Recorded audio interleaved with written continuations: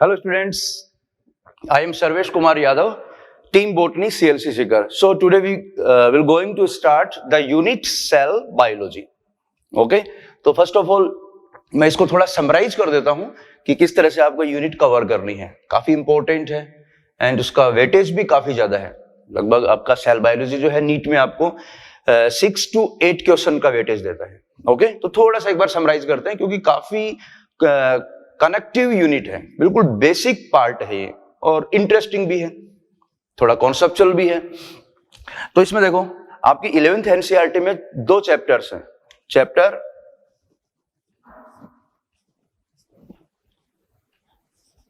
Cell unit of life and cell division and cell cycle. Okay? तो इन दोनों chapter को अपन इंक्लूड करेंगे इनटू द सेल बायोलॉजी. और सेल बायोलॉजी में यहां आपकी 3 जो है टॉपिक हमने डिवाइड कर रखे हैं. 3 सब यूनिट्स हैं. Cell biology first, cell biology second and cell biology third. Okay? तो फर्स्ट, सेकंड और थर्ड में इसको अपन ने डिवाइड किया है. इसके अकॉर्डिंग अपन इसको कवर करेंगे. तो सेल बायोलॉजी जो थर्ड है बेटा उसके अंदर अपन कवर करेंगे totally cell division and cell cycle. और जो फर्स्ट और सेकंड है उसके अंदर जो फर्स्ट चैप्टर है उसको अपन कवर कर लेंगे. सेल बायोलॉजी फर्स्ट के अंदर अपन यहां जो टॉपिक्स कवर करेंगे वो होंगे आपके up to endomembrane system. Okay? जिसमें आपका prokaryotic cell organization and the starting of eukaryotic cell organization. तो इसमें कवर करेंगे और बाकी जो पोर्शन है सेल बायोलॉजी सेकंड में. तो सबसे पहले अपन स्टार्ट करने वाले हैं सेल बायोलॉजी फर्स्ट. ओके? तो सेल बायोलॉजी फर्स्ट में जैसा भी मैंने बताया जो चैप्टर है आपका cell the unit of life उसको अपन स्टार्ट करने वाले हैं. बिल्कुल मैं फिर कह रहा हूं आपको फंडामेंटल टॉपिक है, बिल्कुल सिंपल है, स्कोरिंग भी है, इसलिए हर चीज को आपको यहां समझते चलना है. बिल्कुल 100% यहां पर आपको एक्सप्लेन किया जाएगा. और आपको पता है नीट में क्वेश्चंस बिल्कुल आपके एनसीईआरटी से आएंगे, तो एनसीईआरटी की लैंग्वेज को प्रीफर करना है आपको. ओके? आप किसी भी बोर्ड से हो, लेकिन अब नीट में आपको एनसीईआरटी कवर करनी है. तो बिल्कुल एनसीईआरटी को फॉलो करते हुए ये अपन यूनिट कवर करेंगे. तो स्टार्ट करें सेल बायोलॉजी फर्स्ट.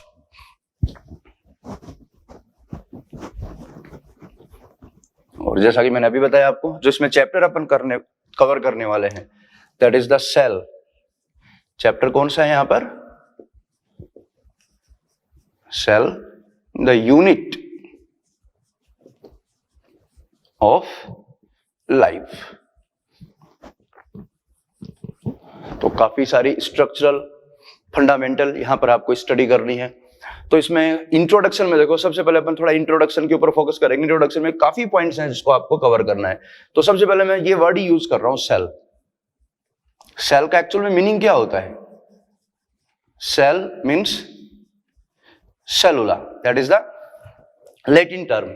और सेलुला का मीनिंग होता है स्मॉल कंपार्टमेंट.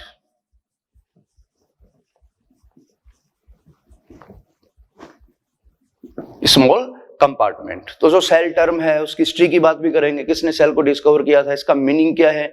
ठीक है? तो cell means cellula, cellula means small compartment. इसके अलावा कुछ और बेसिक बातें हैं, पहले उसको अपन कवर करते हैं. पहले मैं आपको सेल को डिफाइन कर देता हूं.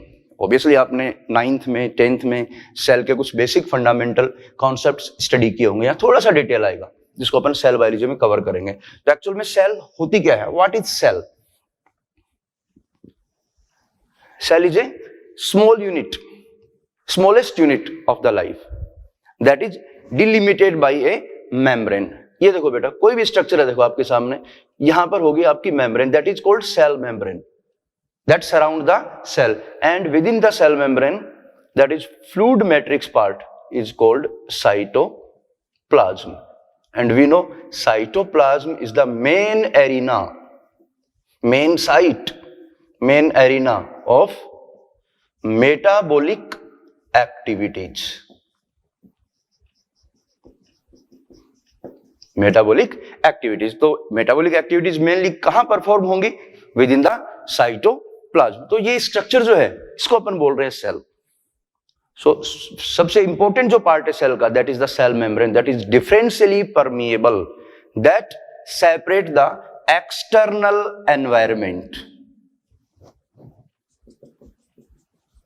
and internal environment. That is the internal environment of the cell and that is the external environment, and these both environments are separated by the cell membrane because cell membrane is the differentially permeable. ये सारी चीजें इस chapter में अपन cover करेंगे. एक बार introduction में आपको सारी चीजें एक बार उनसे गो थ्रू करवा रहा हूं मैं, फिर पॉइंट टू पॉइंट सारी चीजें कवर अपन करना स्टार्ट करेंगे. तो जब भी अपन सेल की बात करते हैं तो आपके दिमाग में क्या आएगा बेटा कि सेल मेम्ब्रेन जरूरी है. All cells consist cell membrane. हाँ, आपने सुना होगा सेल वॉल. सेल वॉल जरूरी नहीं सब में हो, सेल वॉल प्रेजेंट भी हो सकती है, एब्सेंट भी हो सकती है, but cell membrane is the essential character of a cell because without cell membrane no one cell can exist. ठीक है, यहां आते हैं वापस. तो आपका जो सेल है उसको मैं डिफाइन कैसे करता हूं. Cell is a unit of biological activity. Cell is a unit of biological activity. जैसे अभी मैंने बताया जो भी आपकी मेटाबॉलिक एक्टिविटीज होंगी वो कहां होंगी, within the cell. So unit of the biological activity that is delimited by a, that is delimited. किससे सराउंड है बेटा ये, डिलिमिटेड बाय ए डिफरेंशियली और सेलेक्टिवली की बात है बेटा. Differentially permeable membrane. देखो अभी मैंने डिस्कस किया डिफरेंशियली परमिएबल मेम्ब्रेन. ओके, तो यहां पर मेम्ब्रेन क्या है बेटा, सेलेक्टिवली परमिएबल और the differentially permeable, that is called the cell. तो देखो यहां सेल के बारे में एक दो पॉइंट और मेंशन कर रहा हूं. ये सारे पॉइंट बेटा आपको मेंशन करने हैं क्योंकि स्टार्टिंग में इंट्रोडक्शन काफी इंपॉर्टेंट रहेगा. तो अपन बोल सकते हैं the cell is a systematically organized community of, it is A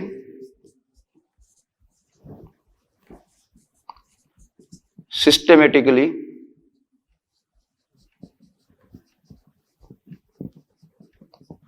organized community of the molecular, very important, of the molecular populations.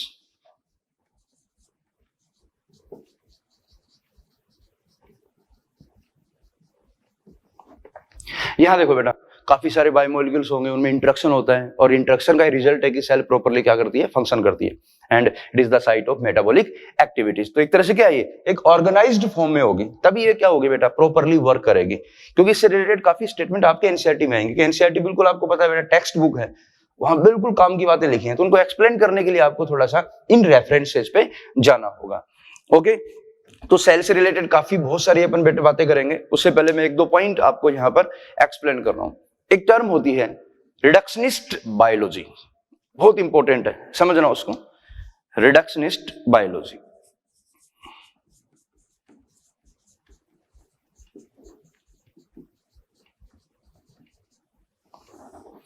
Reductionist biology, इसका मीनिंग क्या होता है, बिल्कुल आपके एनसीईआरटी में इसको एक्सप्लेन भी किया है, थोड़ा सा हिंट भी दिया है.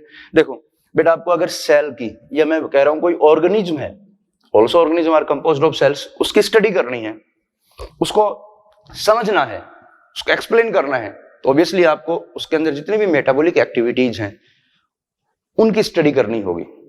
तो reductionist biology leads to the use of physico-chemical approach to explain और अंडरस्टैंड द ऑर्गेनिज्म. अगर आपको कोई भी ऑर्गेनिज्म को एक्सप्लेन करना है, उसको समझना है, तो आपको क्या करना पड़ेगा, अप्रोच काम में लेनी पड़ेगी बेटा. बहुत इंपॉर्टेंट, इसको डिफाइन कर रहा हूं मैं. Use of physico chemical approach to understand and explain, or we can say that study of organism. तो उसके लिए आपने जो फिजिको केमिकल अप्रोच काम में ली है, that is called reductionist biology.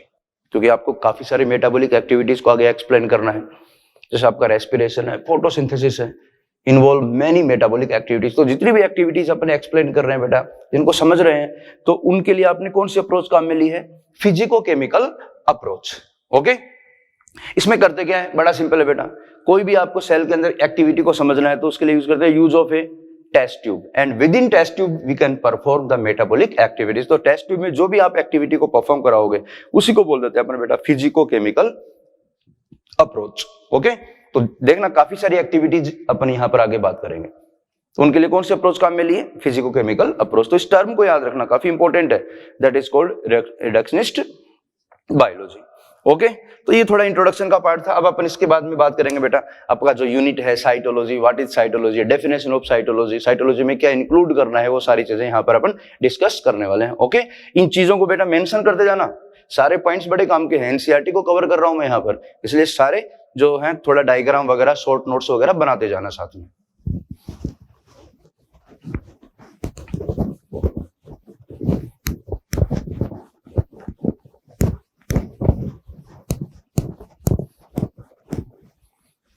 So now we'll define the term cytology or cell biology.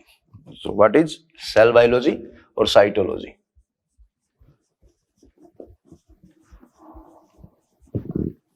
Cell biology or cytology. Okay, तो यहां देखो साइटोलॉजी का मीनिंग क्या होता है बेटा, जहां पर भी लॉजी आई, logy means study. Okay, so cytology और cell biology is the study of cell, study of cell called cytology और सेल बायोलॉजी। और इसको अपन ऐसे एक्सप्लेन कर सकते हैं, साइटोलॉजी और cell biology leads to the study of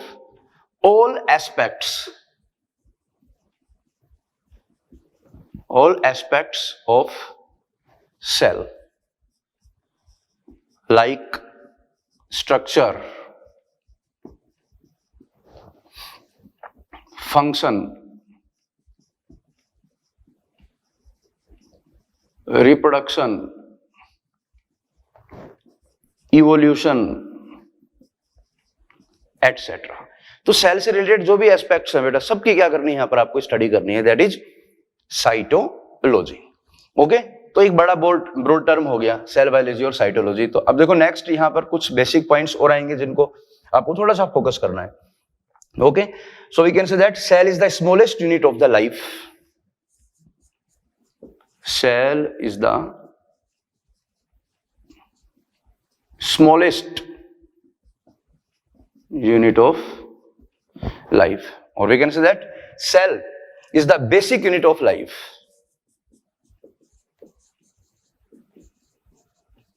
Basic unit of life, because life can't survive without the cell. Cell is the basic or smallest unit of the life. बोल सकते हैं बेटा जो बॉडी है या लाइफ है उसका जो बिल्डिंग ब्लॉक है, that is cell.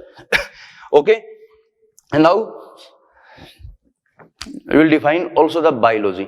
बिल्कुल सिंपल टर्म है बेटा, आपने स्कूल लेवल पे भी आपने स्टडी किया होगा, व्हाट इज बायोलॉजी। क्योंकि बेसिक टर्म्स हैं जिनको थोड़ा फोकस करना है, उसके बाद में चीजें डिटेल में स्टार्ट होंगी। देखो यहां बायोलॉजी मीनिंग क्या हो गया बेटा, bio plus logy. Logy means study, bio means यहां पर अपन बात करेंगे इसकी लाइफ की, organism. Study of the life, study of the organism is called biology. अब यहां बात आती है बेटा, ये टर्म आ गई organism. What is organism? Very very important, define the organism. तो आप ऑर्गेनिज्म को कैसे डिफाइन करोगे, बड़ा इंपॉर्टेंट है बेटा। ऑर्गेनिज्म होता क्या है? ऑर्गेनिज्म को देखो मैं यहां पर दो टर्म में डिफाइन कर रहा हूं।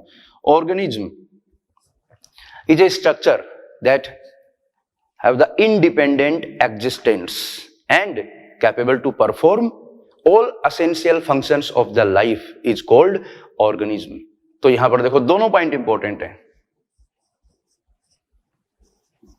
Capable, independent existence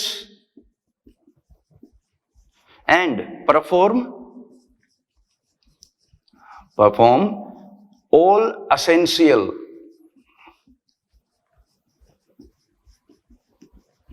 functions for life, that is called organism. देखो independent existence होगा, like me, I'm also an organism. Independent existence and capable to perform all essential functions of the life, like respiration, metabolism, growth, reproduction, response. इसके अलावा आपका sense है, evolution, emergence. These are the many essential functions for the life, जो आप कभी diversity के chapter में study करोगे. तो ये सारी क्वालिटी किसमें बेटा? ऑर्गेनिज्म में. और इसके लिए यहाँ असेंशियल क्या है? Cell. We can say that cell is the site of metabolic activities and that provide the site for the metabolic activities to carry out the all essential functions. Okay, so organism को बेटा अपन दो यहाँ type में divide कर सकते हैं. बड़ा simple है, देखो सिंपल बातें कर रहे हैं अभी, क्योंकि स्टार्टिंग में आपको इंट्रोडक्शन में सारी चीजें कवर करनी है. There are two types of organism, unicellular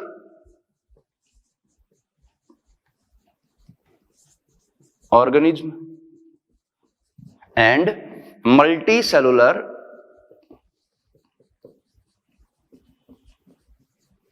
organism.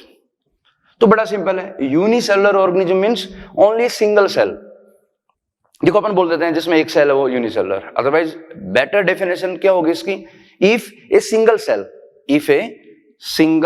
Cell capable to independent existence and perform all essential functions of the life is called unicellular organism. example of unicellular organism. तो example की बात करें तो बेटा बहुत सारे हैं. जैसे आपने कभी स्कूल लेवल पे स्टडी किया होगा, amoeba, protozoa, paramecium, bacteria. These are the unicellular organism. तो यहाँ यूनिसेलुलर ऑर्गेनिज्म के एग्जाम्पल में क्या आएगा? देखो बेटा समझना है ध्यान से आपको. इसमें दो किंगडम की बात कर रहा हूं बेटा, kingdom monera and kingdom protista. तो दोनों जो किंगडम मैंने यहां रिप्रेजेंट किए बेटा, दोनों में जितने भी ऑर्गेनिज्म है all are unicellular organism. Kingdom monera include prokaryotic unicellular organism and kingdom protista includes eukaryotic unicellular organism. जैसे आपका मोनेरा है, कभी आपने बेटा यहां स्टडी किया होगा, मोनेरा के अंदर आएंगे आपके बैक्टीरिया. ये सब स्टडी करने हैं आपके, सब डिटेल में आएगा. Bacteria, BGA, blue green algae, mycoplasma, जिनको सबको आपको स्टडी करना अच्छे से. प्रोटिस्टा के अंदर भी काफी एग्जांपल हैं, जैसे आपका अमीबा हो गया, प्रोटोजोवंस. इसके अलावा यूग्लिना. जब ये किंगडम अपन डिटेल में स्टडी करेंगे तो काफी सारे एग्जांपल बताएंगे. तो आपको सीधा फंडा याद रखना है, kingdom monera and kingdom protista includes unicellular organism because in this kingdom only single cell have independent existence and capable to perform all essential function of the life, so they are the unicellular organism. and multicellular organism के example बेटा बहुत सारे हैं. जैसे अपन multicellular ही हैं, इसके अंदर kingdom आएंगे आपके fungi, kingdom fungi, kingdom Plantae and kingdom animalia. तो इनमें जितने भी एग्जाम्पल्स हैं, जितने भी इनके जो मेंबर्स हैं, ऑल आर मल्टीसेलुलर ऑर्गेनिज्म. थोड़े एक्सेप्शन भी हैं, जैसे फंगस की बात करेंगे, east fungi, that is unicellular, जिसको अपन यूनिसेलुलर ऑर्गेनिज्म में इंक्लूड करते हैं. लेकिन ये सब किंगडम सिस्टम में आएंगे तो डिटेल में आएंगे, आपको केवल यहां पर अभी सेल को फोकस करना है. Okay, so definition of unicellular and multicellular organism कर लोगे. Only single cell, but multicellular organism consist a group of cells, million of cells, those capable to independent existence and perform all essential function of the life, like us. We are the example of multicellular organism. Okay, तो इसको मैंने थोड़ा सा आपको summarise कर दिया. इसके बाद में अपन थोड़ा और आगे चलते हैं. एक आपकी एनसीईआरटी का स्टेटमेंट है बड़ा प्यारा बेटा, ये सारे मेंशन करते जाना, आपकी कॉपी में सारे डिक्टेट होने चाहिए, क्योंकि यहां से क्वेश्चन पूछेगा जनरली. हो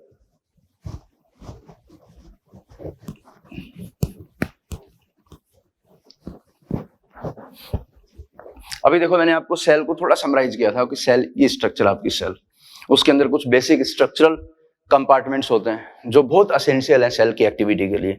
अगर आपने सेल में कोई भी ऐसे पार्ट को क्या कर दिया, आपने रिमूव कर दिया, तो ऑब्वियसली सेल प्रॉपरली फंक्शन नहीं कर पाएगी. तो एक बड़ा प्यारा सा स्टेटमेंट है, एनसीईआरटी का स्टेटमेंट है, anything less than a complete structure of cell, anything less then a complete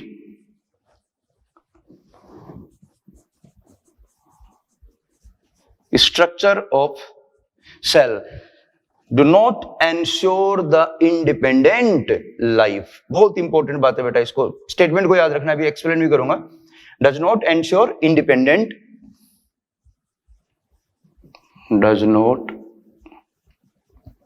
ensure independent living और लाइफ. इसका मीनिंग समझना बेटा, ये कह रहा है anything less than a complete structure of cell. अगर आपने सेल ली कोई और अगर उसकी स्ट्रक्चर कंप्लीट नहीं है, मान लो उसमें आपने न्यूक्लियस को रिमूव कर दिया, सेल मेम्ब्रेन अगर उसमें रिमूव कर दी, तो ऑब्वियसली सेल प्रॉपरली फंक्शन नहीं करेगी, वो लाइफ के लिए लिविंग सिस्टम का वर्क नहीं करेगी.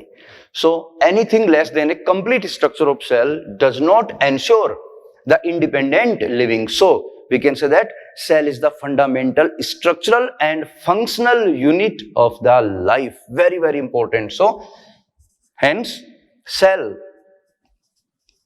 is the fundamental structural and functional unit of life.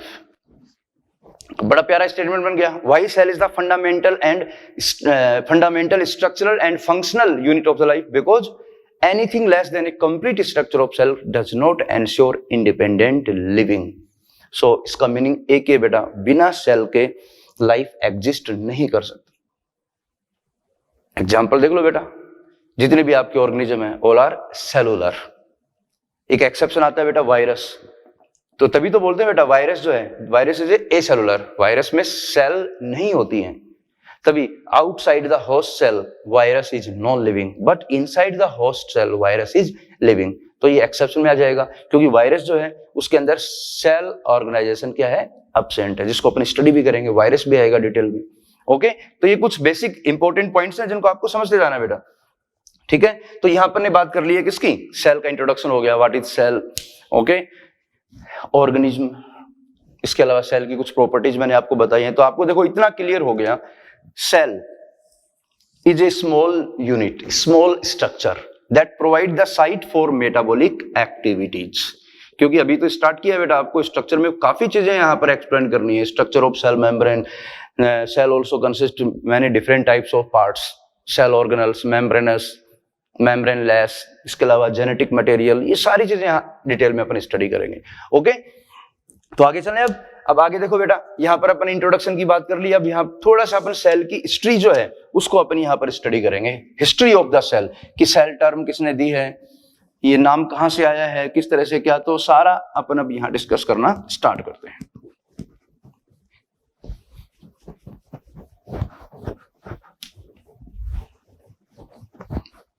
तो यहाँ आपका जो टॉपिक रहेगा वो रहेगा हिस्ट्री ऑफ सेल.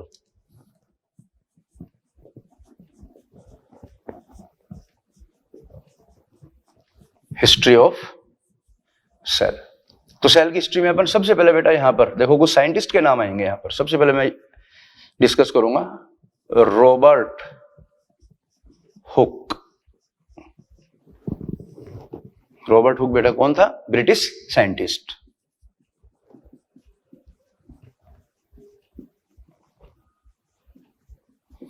और ये बात है 1665.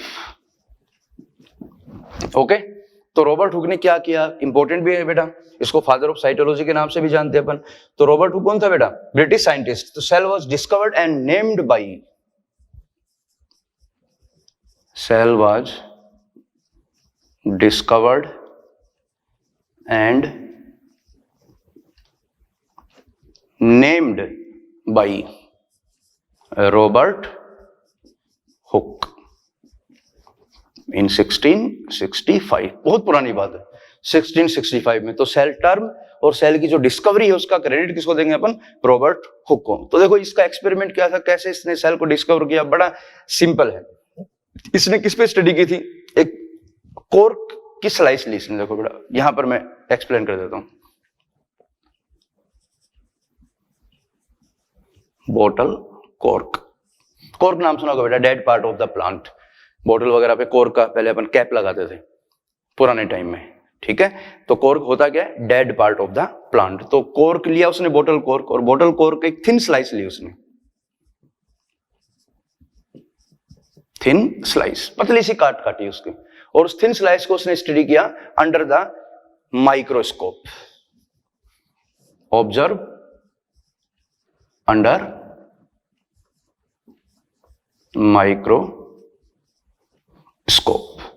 और जो माइक्रोस्कोप था बेटा वो था सेल्फ मेड, रॉबर्ट हुक ने खुद ने डिजाइन किया था, सिंपल माइक्रोस्कोप था। तो माइक्रोस्कोप कहां से लाया, इंपॉर्टेंट है बेटा, self made microscope.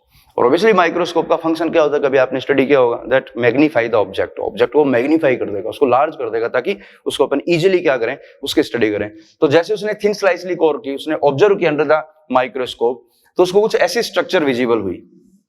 He observed structure like this.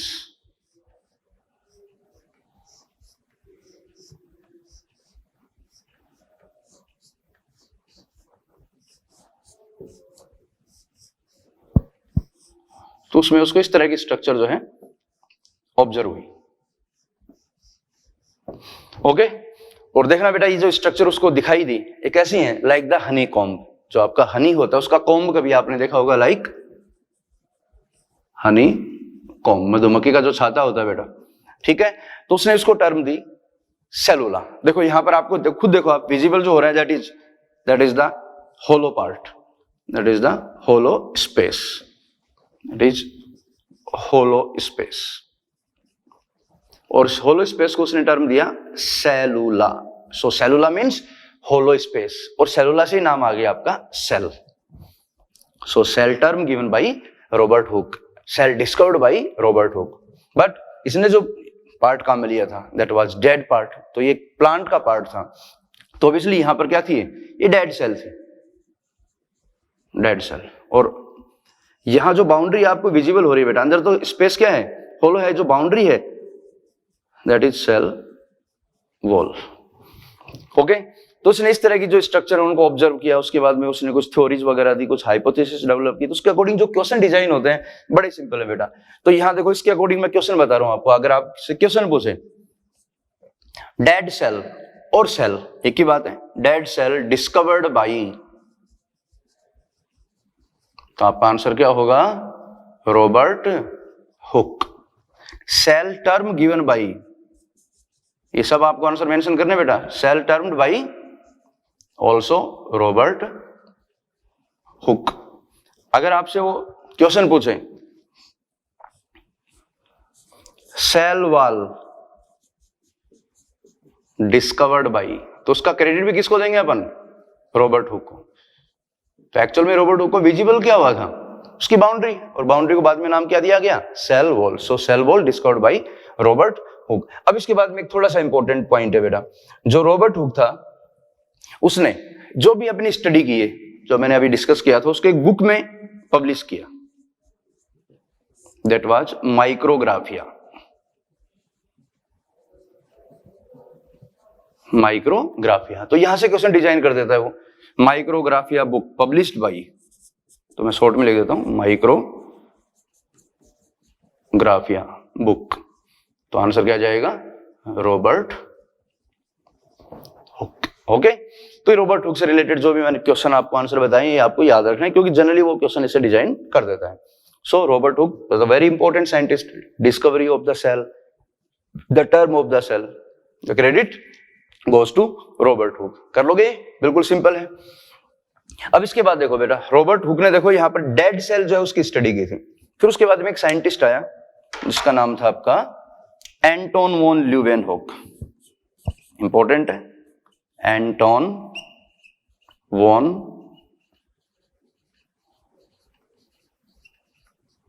ल्यूवेनहोक, और ये बात है बेटा आपके 1674। तो एंटोन वॉन ल्यूवेनहोक ने बेटा सबसे पहले लिविंग सेल की स्टडी की थी। यहां पर बड़ा इंपॉर्टेंट क्वेश्चन बनता है, अभी आपको क्वेश्चन बताऊंगा मैं। तो अगर पूछे आपको study first living cell, studied first living cell by Anton von Leeuwenhoek. So if the question is living cell discovered by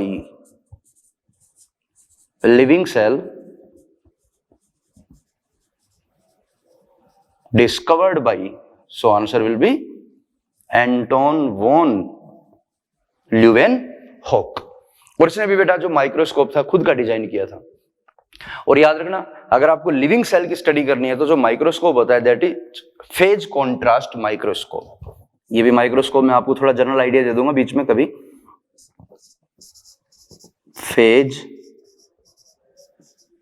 contrast microscope is used for the study of living cell. Okay, तो यहां से भी question design होता है बेटा आपका। Direct question आते हैं, cell discovered by Robert Hooke, dead cell discovered by Robert Hooke, but living cell discovered by, answer will be Anton von Leeuwenhoek. इसने सबसे पहले लिविंग सेल की स्टडी की थी बेटा। और कौन कौन सी सेल की स्टडी की थी यही मेंशन कर देता हूं मैं। बैक्टीरिया, प्रोटोजोआ, स्पर्म, आरबीसी, इनको ऑब्जर्व किया था under microscope. Bacteria, protozoa, sperm and RBC. ठीक है, तो ये आपको इंफॉर्मेटिव स्टेटमेंट है, ये आपको याद रखना है। उसके बाद में एक साइंटिस्ट और दे रखा है रॉबर्ट हुक के बाद एक और रॉबर्ट ब्राउन, रॉबर्ट ब्राउन, ये भी याद रख लेना। वैसे न्यूक्लियस में वापस आएगा, ये बात आपकी 1831। रॉबर्ट ब्राउन ने बेटा न्यूक्लियस को डिस्कवर किया था। Discovery of nucleus by Robert Brown, यही मेंशन कर देता हूं, डिस्कवर न्यूक्लियस, जिसको अपन डिटेल में स्टडी करेंगे न्यूक्लियस को, वहां वापस आएगा। So nucleus discovered by Robert Brown, living cell discovered by Anton von Leeuwenhoek and cell और dead cell discovered by British scientist Robert Hooke. And Robert Hooke also called the father of cytology. Okay, तो ये सारी information बेटा आपको cover करनी है। देखो बेटा यहां पर एक चीज क्लियर हो रही है, जो आपका सेल है, बातें करेंगे आगे। सेल की जो साइज होती है बहुत ही माइक्रोन में होती है, तो बिना माइक्रोस्कोप के बेटा आप सेल की स्टडी नहीं कर पाओगे। अगर आपको सेल की स्टडी करनी है तो ऑब्वियसली किसका यूज किया, देखो यहां पर माइक्रोस्कोप की बात आ रही है। So we can say that the invention of microscope and its improvement, important point है, क्योंकि बिना माइक्रोस्कोपी के आप सेल की स्टडी नहीं कर पाओगे। So the invention of microscope, okay, microscope का क्या इन्वेंशन, जिसको आप डिजाइन किया गया था, इन्वेंट किया गया, invention and its improvement leading to the electron microscope and its improvement leading to the electron microscope। देखो बेटा पहले बहुत सारे सिंपल माइक्रोस्कोप डिजाइन किए जिनका मैग्निफिकेशन पावर कम था, लेकिन आज के टाइम में जो सबसे खतरनाक, सबसे एफिशिएंट माइक्रोस्कोप है दैट इज इलेक्ट्रॉन माइक्रोस्कोप, जिसका मैग्निफिकेशन पावर बहुत ज्यादा होता है, 1 लाख to 1.5 लाख। तो इसके बाद ही क्या हुआ बेटा, microscope revealed all the structural details, revealed all the structural details of the cell. It means the study of cell was possible after the invention of microscope. तो इलेक्ट्रॉन माइक्रोस्कोप बेटा बेटर क्वालिटी का है, तो उसकी help से उसकी study को और ज्यादा बेटर, मतलब अल्ट्रा स्ट्रक्चरल स्टडी अपन कर पाए। तो ये माइक्रोस्कोपी का जो पार्ट है ये भी मैं आपको थोड़ा डिस्कस करूंगा। टाइप ऑफ माइक्रोस्कोप क्या होते हैं, किसका क्या रोल है, कहाँ उनका यूज होता है, क्योंकि ये वेरियस टाइप्स के होते हैं। जब आपको एनाटॉमी की स्टडी करनी है तो अलग माइक्रोस्कोप, आपको अल्ट्रा स्ट्रक्चरल स्टडी करनी है तो इलेक्ट्रॉन माइक्रोस्कोप, आपको वायरस देखना है या बैक्टीरिया देखना है, सेल ऑर्गेनेल को ऑब्जर्व करना है, तो उसके लिए अलग अलग माइक्रोस्कोप का यूज किया जाता है। ठीक है, तो ये थोड़ा सा अपने इंट्रोडक्शन को यहाँ पर डिफाइन किया है। अब इसके बाद इस पार्ट में जो इंट्रोडक्शन वाला पार्ट, इसमें सबसे इंपॉर्टेंट टॉपिक आपका सेल थ्योरी। ओके, सेल को डिस्कस कर लिया, ये कुछ साइंटिस्ट के नेम थे। सारे कंटेंट बेटा याद रखने हैं, सब कुछ एग्जाम ओरिएंटेड है। यहाँ जो भी डिस्कस किया जा रहा है, जो भी बोर्ड पे आपको एक्सप्लेन किया जा रहा है, हर चीज एग्जाम में आती है। तो हर चीज एग्जाम ओरिएंटेड, तो ऑब्वियसली आपको उनको रिटर्न नोट डाउन करना है और उनको वापस रिवाइज भी करना है और साथ में एनसीईआरटी को भी रीड करना है। ओके, तो चले नेक्स्ट टॉपिक पे, दैट इज सेल थ्योरी।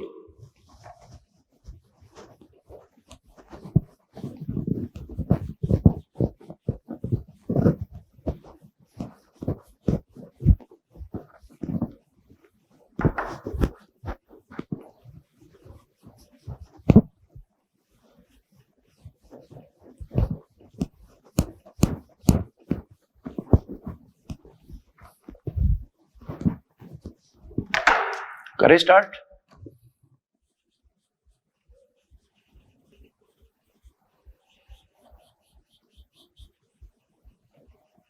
अब सेल थ्योरी से रिलेटेड जो भी क्वेश्चन आंसर बनेंगे बेटा सारे आपको कवर करने हैं और बहुत इंपॉर्टेंट है, नीट के एग्जाम में अक्सर इससे क्वेश्चन आता रहता है। तो इसमें जो पहला स्टेटमेंट है, cell theory was formulated bye,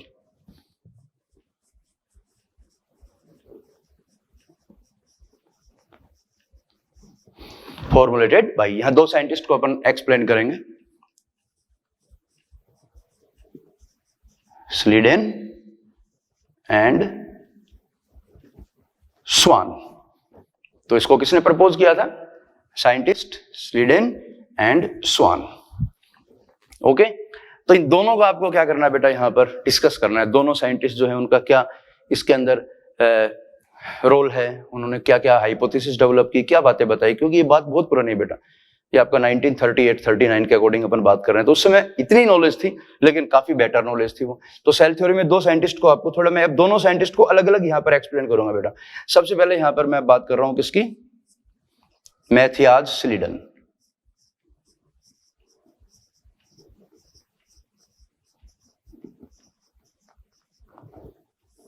मैथियाज स्लीडन, क्योंकि साइंटिस्ट के अकॉर्डिंग भी वो क्वेश्चन डिजाइन करता है।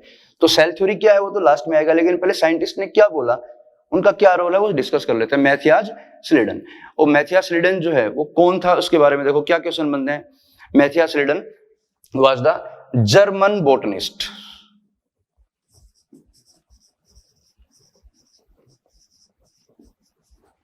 German botanist.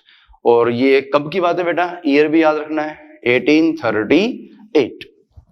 Okay, 1838 was the German botanist. तो इसने किसको स्टडी किया, बड़ा important, examine the large number of plants, he examine the large number of plants. तो इसने प्लांट्स की स्टडी की बेटा। देखो सेल की डिस्कवरी तो हो चुकी थी, सेल टर्म जो है तो पहले आ चुकी थी 1665 में, बात है कब की, 1838 की। तो उसने प्लांट्स के ऊपर स्टडी की, प्लांट्स के टिश्यू लेता, उनको ऑब्टेन करता और माइक्रोस्कोप में ऑब्जर्व करता। तो उसने एक स्टेटमेंट दिया, after the study of the large number of plant he concluded that all plants are composed of, all plants are composed of different kind of cells, those form tissues। तो ये statement जो है बेटा किसका, ये याद रखना पड़ेगा, all plants are composed of different kinds of cells, those form tissue, that concluded by मैथियाज स्लीडन। इसके अलावा उसने कुछ नहीं बोला बेटा, इतना याद रखना है केवल। It was the German scientist, examine the large number of plant, obviously botanist है ये, तो प्लांट पे स्टडी करेगा, प्लांट्स पे स्टडी की, उसका कंक्लूजन क्या है, all plants are composed of different kinds of cells, those form the tissues. Okay, अब इसके बाद में बात करेंगे अपन किसकी, सेकंड कौन सा है, थियोडोर स्वान।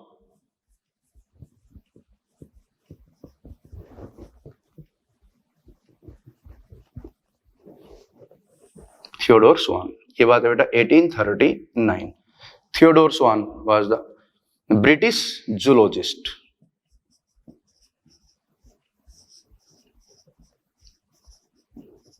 ब्रिटिश जूलॉजिस्ट, ऑब्वियसली जूलॉजिस्ट था बेटा, ये एनिमल्स वगैरह पे स्टडी करता था। और ये कहां का था, ब्रिटेन का। ये याद रखना बेटा, एनसीईआरटी में जो भी इंफॉर्मेशन कहीं से भी क्वेश्चन डिजाइन हो सकता है। ये जर्मन बोटनिस्ट है वो कौन है, ब्रिटिश जूलॉजिस्ट। अब इसने क्या स्टेटमेंट दिया, क्या बोला, उसकी बातें अपन करेंगे। तो देखो ऑब्वियसली नाम से पता लग रहा है जूलॉजिस्ट तो किस पे स्टडी करेगा, एनिमल्स पे। तो उसने एनिमल्स पे स्टडी की और उसने जो बातें बताई वो सारी आपको याद रखनी है। Studied different types of animal cell, बड़ा सिंपल है। Studied different types of animal cells, okay. और उसने एक पॉइंट बड़ा इंपॉर्टेंट बताया था, he reported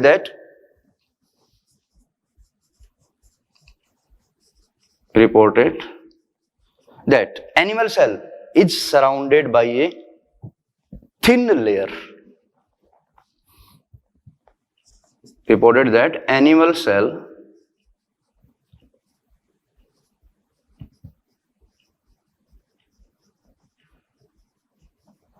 by a thin layer, और इस थिन लेयर को बेटा आजकल अपन किस नाम से जानते हैं, plasma membrane. Today known as, bracket में लिख रहा हूं बेटा, इंपॉर्टेंट है, today known as plasma membrane, okay, known as plasma membrane. So the discovery of plasma membrane by Theodore Swan, important है बेटा, plasma membrane discovered by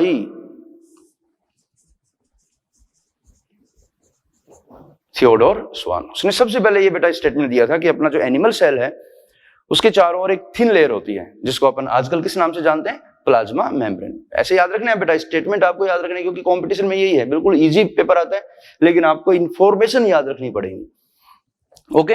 तो ये स्टेटमेंट किसका है, who reported that animal cell is surrounded by a thin layer. So directly answer इसका क्या जाएगा, Theodor Schwann, okay. He also studied on plant tissue, इसने प्लांट टिश्यू पे भी स्टडी की। देखो बेटा यही सारे पॉइंट लिख रहा हूं और सारे नोट डाउन करने हैं आपको। Also studied on plant tissues, okay. Plant tissue पे भी इसने स्टडी की और प्लांट टिश्यू पे स्टडी करके इसने फिर एक पॉइंट बताया, बड़ा इंपॉर्टेंट है। He concluded that the presence of cell wall is the unique feature of plant cell. Plant cell में क्या प्रेजेंट है बेटा, सेल वॉल। एनिमल सेल में सेल वॉल एब्सेंट है, देखो इसने बताया, वहां मेम्ब्रेन है और यहां पर surrounded by plant cell wall. So plant cell wall, obviously we can say that the presence of cell wall is the unique character, unique feature of the plant cells. Cell wall absent in animal cell but present in the plant cell. तो statement ही किसने दिया था, बड़ा important है, focus इस पे करना आपको। The presence of cell wall is the unique feature of plant cell is concluded by, answer will be Theodore Swan। Simple है। तो इसने जितने भी ये पॉइंट्स हैं वो किसके अकॉर्डिंग बता रहा हूं मैं, थियोडोर स्वान के अकॉर्डिंग। ऐसे आपको याद रखना, कंपैरिजन हो जाएगा कि स्लीडन की क्या स्टेटमेंट है और आपके स्वान के क्या स्टेटमेंट है। अब देखो उसने एनिमल पे भी स्टडी की और प्लांट पे, किसने, थियोडोर स्वान ने। फिर उसने एक हाइपोथेसिस डेवलप की, दैट इज स्वान हाइपोथेसिस, बड़ी इंपॉर्टेंट है, स्वान हाइपोथेसिस। तो स्वान हाइपोथेसिस का मीनिंग क्या है बेटा, इसका मतलब क्या है समझो। स्वान हाइपोथेसिस क्या कह रही है आपको, according to Schwann hypothesis the body of animals and plants composed of cells and the product of sales.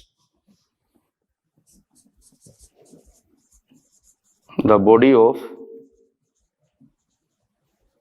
Animals and plants composed of cells and product of cells, okay, that is Swan hypothesis। समझना बेटा क्योंकि question बड़ा spin करेगा वो। The body of animals and plants composed of cells and product of cell, that is Swan hypothesis। ये statement किसका है, Theodore स्वान का। एज इट इज आपको याद रखना है। तो दोनों साइंटिस्ट की बातें बेटा मैंने आपको समराइज कर दी कि मैथियाज। अब तुम्हारे सामने बेटा देखो दोनों अलग अलग कंट्री के हैं, अलग अलग ईयर में इन्होंने क्या किया, अपना एक्सपेरिमेंट परफॉर्म किया। 1838, 1839 इंडिपेंडेंटली उन्होंने अपना वर्क किया। फिर बाद में दोनों ने मिलकर क्या किया, सेल थ्योरी को प्रपोज किया। So cell theory formulated by Schleiden and Schwann. But अगर स्टेटमेंट की बात करें, वो the all plants are composed of different kinds of cells and the cells form the tissues, statement किसका है ये, स्लेडन का। अगर ये स्टेटमेंट की बात करें तो स्टेटमेंट किसके सारे है, स्वान के। तो एज इट इज आपको याद रखना है। अब देखो बेटा, ये तो दोनों जो साइंटिस्ट हैं उनकी बातें मैंने आपको बता दी। अब इसके बाद मैं बात करूंगा सेल थ्योरी की, एक्चुअल में सेल थ्योरी क्या है और सेल थ्योरी में क्या स्टेटमेंट दिए गए। तो बड़ा सिंपल है, देखो तो दोनों साइंटिस्ट की बातें हो गई। अब दोनों ने मिलकर किसका फॉर्मुलेशन किया, सेल थ्योरी का। तो व्हाट इज सेल थ्योरी, तो इसको मैं इरेज कर रहा हूं, आपको ये बनाने हैं सारे, ओके, पॉइंट सारे नोट करने बेटा यहां। तो according to cell theory, so अब आप बताओगे बेटा cell theory formulated by Schleiden and Schwann. According to cell theory, all organism are composed of cells and product of cells। बिल्कुल सिंपल है। देखो अगर क्वेश्चन आए, the body of animals and plants composed of cells and product of cell, statement given by Theodor Schwann. But अगर statement आ जाए, all organism are composed of cells and product of cell, that is the cell theory, and cell theory formulated by both Schleiden and Schwann. Clear. अगला statement देखो बेटा, cell is the fundamental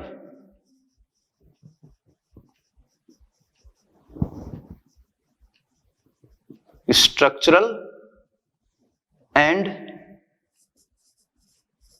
functional unit of life, और you can say that all organism, that is cell theory. Okay, यहां तक की सारी बातें clear हो गई। तो इसको अपन सेल थ्योरी में इंक्लूड कर देंगे। अब यहां देखो एक पॉइंट आता है बेटा, आपने देखो स्टेटमेंट लिखा बड़ा प्यारा, all living organism are composed of, all organism are composed of cells and product of cell. तो यहां देखो एक जो है क्वेश्चन अराइज होता है, आपने बोला है कि जितने भी ऑर्गेनिज्म है सेल के बने हैं, प्रोडक्ट ऑफ सेल के बने हैं, तो सेल का फॉर्मेशन कैसे होता है। बड़ा सिंपल है लेकिन अच्छा क्वेश्चन है। जैसे मान लो कोई एक ऑर्गेनिज्म है, स्मॉल है, ऑब्वियसली जब उसकी ग्रोथ होती है तो उसकी साइज क्या हो जाती है, लार्ज हो जाती है। तो ऑब्वियसली इसमें भी सेल है, इसमें भी सेल है। तो क्वेश्चन दिमाग में आएगा कि न्यू सेल्स का फॉर्मेशन हुआ कैसे, नई सेल्स कहां से आई। तो यहां पर फिर क्वेश्चन बन गया, बड़ा इंपॉर्टेंट है, इसका ड्रॉबैक क्या था। सेल थ्योरी का जो ड्रॉबैक था वो क्या था बेटा, this theory did not explain, this theory did not explain as to how new cells were formed।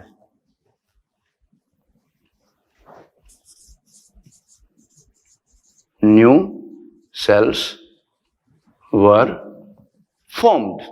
तो न्यू सेल्स का फॉर्मेशन कैसे होता है, इसको सेल थ्योरी एक्सप्लेन नहीं कर रही है बेटा, बड़ा इंपॉर्टेंट है। न्यू सेल का फॉर्मेशन हुआ कैसे, सेल थ्योरी ने इसको एक्सप्लेन नहीं किया, ये इसका ड्रॉबैक था। तभी तो बेटा आपका जो है सेल थ्योरी का मॉडिफिकेशन किया गया। तो इसके बाद में मैं डिस्कस कर रहा हूं मॉडर्न सेल थ्योरी, बहुत इंपॉर्टेंट है। मॉडर्न सेल थ्योरी, इसको अपन कई बार बोल देते हैं बेटा सेल प्रिंसिपल, एक ही बात है, और सेल डॉक्ट्राइन और सेल लीनिएज। ठीक है, ये इंपॉर्टेंट याद रखना आपको, मॉडर्न सेल थ्योरी और मॉडिफाइड सेल थ्योरी। तो मॉडर्न सेल थ्योरी किसने प्रपोज की, ये बेटा नीट का पेटेंट क्वेश्चन है, प्रपोज्ड बाय रुडोल्फ विर्चो। कौन साइंटिस्ट है, रुडोल्फ विर्चो। और कब की बात है बेटा, ये 1855। बहुत इंपॉर्टेंट है, स्टार पॉइंट है, याद रखना आपको। मॉडर्न सेल थ्योरी और modified cell theory proposed by Rudolf Virchow in 1855। ये ईयर भी याद रखना बेटा, 1855। और इसने क्या स्टेटमेंट दिया था बेटा, बिल्कुल सिंपल है, उसने यही बताया था न्यू सेल्स का फॉर्मेशन होता कैसे। तो उसका स्टेटमेंट जो था बड़ा प्यारा था, ये आपको एज इट इज याद रखना पड़ेगा। ओमनिज सेलुला ई सेलुला, ओमनिज सेलुला ई सेलुला। ये देखो लैंग्वेज आपको समझ में नहीं आ रही होगी क्योंकि ये रुडोल्फ वर्चो की लैंग्वेज थी, इसको अपन अब इंग्लिश में एक्सप्लेन करेंगे। ओमनिज सेलुला ई सेलुला, ये स्टेटमेंट किसने दिया था, क्वेश्चन है नीट का बेटा ये, बाय रुडोल्फ वर्चो। ओमनिज सेलुला ई सेलुला, it means new cells are formed और arise from the pre existing cells. New cells are formed from pre-existing cells or old cells by the division। और आपको बेटा पूरा डिवीजन का चैप्टर भी यहां पर स्टडी करना है कि सेल में डिवीजन होता कैसे है। तो बड़ा सिंपल है, ये चीजें आपको ऑब्वियसली वेल नोन है, लेकिन क्वेश्चन के अकॉर्डिंग आपको बता रहा हूं किस तरह से क्वेश्चन वो डिजाइन करेगा। So new cells arise from pre existing sales, that statement comes from the modern cell theory and modern cell theory proposed by Rudolf Virchow। obviously cell में क्या होता है बेटा, डिवीजन होता है, तो सेल डिवाइड होगी तो एक सेल से कितने सेल बनेंगे, तो that is called cell division. और through cell division new cells arise from the pre existing cells. Okay, तो ये सारी चीजें देखो अपने डिस्कस कर ली है यहाँ पर। ये आपका हो गया modern cell theory. Okay, cell theory हो गया, मॉडर्न सेल थ्योरी हो गया, दोनों आपको याद रखने हैं, साइंटिस्ट के नेम वगैरह हैं, थोड़ा हिस्ट्री की बातें चल रही हैं, एज इट इज एग्जाम में क्वेश्चंस आते हैं। और सेल थ्योरी का एक एक्सेप्शन है बेटा, अब इतना याद रखना है, exception of cell theory that was virus, viroid और prions, these are the exceptions of cell theory. Okay बेटा, तो ये आपका इस लेक्चर में मैंने सेल थ्योरी कंप्लीट करवा दी। नेक्स्ट लेक्चर में अपन कवर करेंगे द प्रोकैरियोटिक सेल ऑर्गेनाइजेशन। ठीक है, तो आज जो भी आपको इंट्रोडक्शन सेल थ्योरी की बातें बताई उनको रिवाइज करना है, उन पॉइंट्स को नोट डाउन करना है और एनसीईआरटी को एक बार रीड करना है। ओके, मिलते हैं नेक्स्ट लेक्चर में with the prokaryotic cell organisation. All the best.